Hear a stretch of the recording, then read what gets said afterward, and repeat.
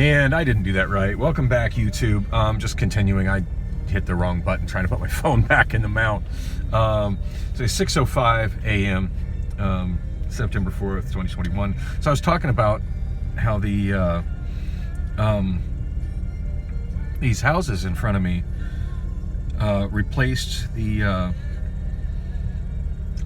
land that was cleared away to make way for the Paradise Parkway. I'm not 100% sure on it, but I'm actually using the other phone right now to pull up Google Maps, because when I look at an overhead view, it's really, really obvious. And I've been meaning to drive down that street to just kind of take a look at it.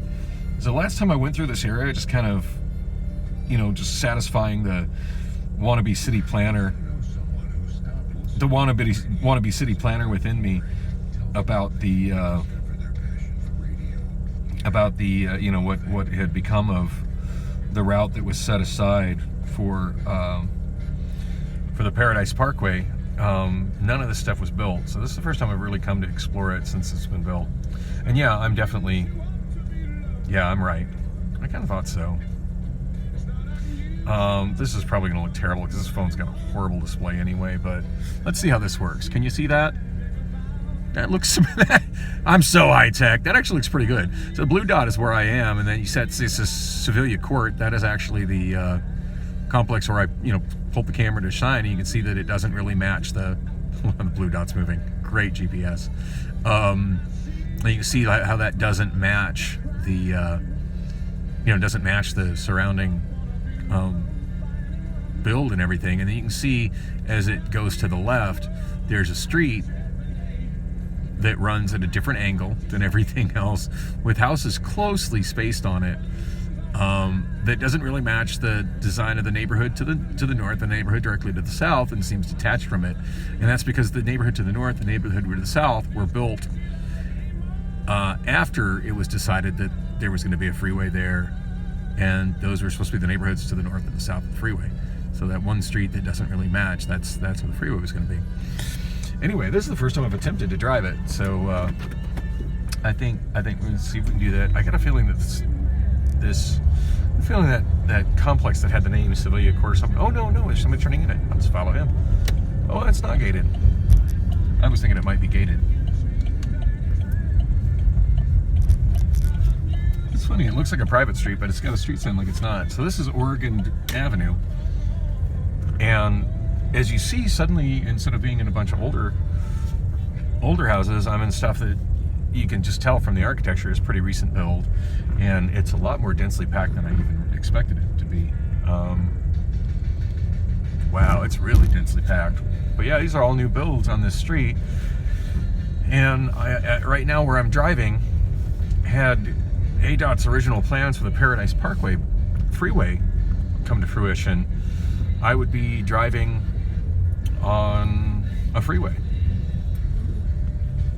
This was going to be the Paradise Parkway, and this is probably of all the chunks of it, this is probably the most obvious chunk. Like I said, the last time I came here to check it out, it was just this big swath of dirt that kind of had a path on it, and you could walk down. It wasn't very drivable, but yeah, it's kind of funny seeing this like this. So that is, I didn't see what street it is, but that street goes to the south. That is definitely 39th Avenue. Pretty sure it's 39th Avenue. And the style of the houses change here, but again, you can see the houses on the left are all brand new builds, and there's school to the right. But you can kind of see how there's quite a bit of space between like where I'm driving and where the edge of the school is. That building on the right definitely looks like it was built after it was decided that there was not going to be a freeway here. But yeah, this street that I'm on, and then all the houses on it, was all space that was purchased by ADOT and set aside for the building of a freeway. So this is neat. I've been wanting to drive this ever since I noticed it had finally gotten redeveloped. It's the first time I've actually taken the time to do so. So this is probably boring as shit to everybody watching, but I find this absolutely fascinating.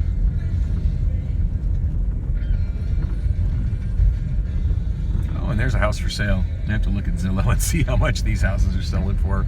It's really funny. These are like really nice houses, and judging from the cars, I mean, you know, it seems to be a funny little swath of nice neighborhood.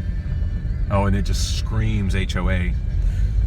Isolated, be pinned in between two other completely different styles of neighborhood in what was to be the freeway right-of-way. Now I just saw a sign that said dead end. Now here we've got a cul-de-sac on the right.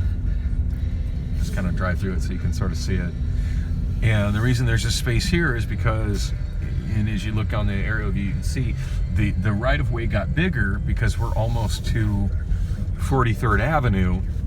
And this, of course, would have been where the intersection, you know, where it got wider, where the exits for 43rd Avenue would have been, and then an overpass for the freeway to go over 43rd Avenue. So yeah, there's a cul-de-sac and another cul-de-sac to make a little more, make some more residential lots in that space. But probably to stop people from using it as a thoroughfare. I mean, after all, it was initially designed to be, intended to be a freeway. To stop people from using it as a thoroughfare, they've made it to where it does not connect to 43rd Avenue. That's kind of neat. That looks like a private park, which just screams HOA to me.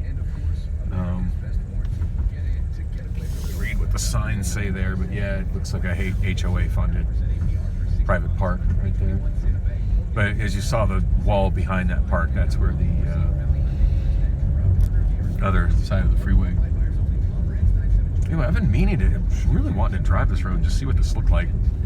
Ever since I noticed on Google Maps that it had finally been redeveloped. Last time I came through here, like I said, it was just dirt. Here's 42nd Avenue, which goes south, and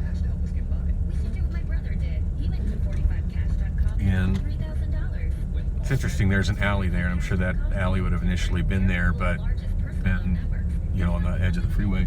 And here you can see the neighborhood, which is considerably older than what I just came out of.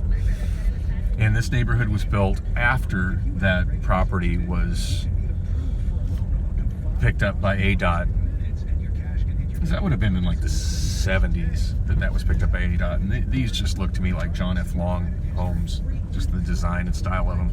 For those who don't know, John F. Long was a major property developer that created most of the neighborhoods in West Phoenix and a lot of the ones in Glendale.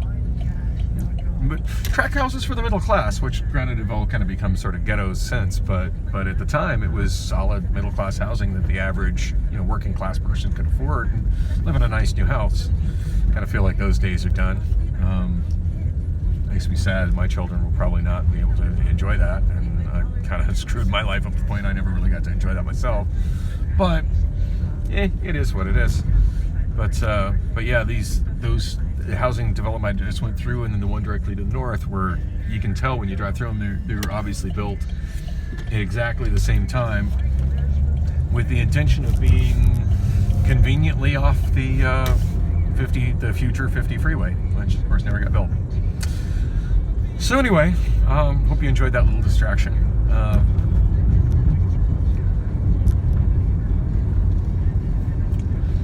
Hope you didn't get all excited that I was going to go cruising down 27th looking for looking for lot lizards. But man, once I realized I was sitting on the pathway of the Paradise Parkway, you know, the never built Paradise Parkway freeway, that's something I find a lot more interesting than than looking at random working girls on the side of the road. So there you go. This is also kind of interesting because what I'm getting on here is I'm getting onto Grand Avenue in a part where it's like a limited access expressway. In the 70s, it was just a city street that ran at an off angle. Now it's always been the US 60. That's something I said I was going to do, was make a video showing the route of the 60 through the Phoenix metro area, and this is still the 60. This will be part of it. Yeah, I don't believe there was ever plans to turn this into a freeway. The plans was to make other freeways around it to kind of take the stress off of this road. and the Paradise Parkway was certainly a part of that. And if I recall the original plans, it was from where I was driving on that road on I think it was Georgia Avenue, which became, which is where the freeway easement was. I do believe the plan was for it to go alongside Grand Avenue for a while and then break further west after it went a little bit further north. Again, I'm going to have to revisit that website that goes into great detail about the initial plan and eventual canceling of the plan to build the 50 freeway. But yeah, what ended up happening several years after that freeway got scrapped was a plan by ADOT to do a bunch of gradient level interchanges on Grand Avenue to relieve the congestion caused by the six-way intersections where Grand Avenue intersects at a 45-degree angle. Major thoroughfares that go east and west and north and south at the same time. The intersection I'm facing right now, and I'm headed directly towards downtown, headed southeast at a 45-degree angle. This is the intersection of Grand Avenue, 35th Avenue, and Indian School Road. As you can see, there's an overpass here. This was the first gradient level interchange that was tried when ADOT, and I want to say it's in the early 80s. My memory's a little fuzzy on it. It seems like it was the early 80s. But if, after they had completely scrapped the plans for the Paradise Parkway, and they were like, well, that doesn't leave a freeway crossing through the west side of town, so let's see what we can do to ease traffic for people crossing on the, going east and west, so they're not getting hung on Grand Avenue, and see if we can make Grand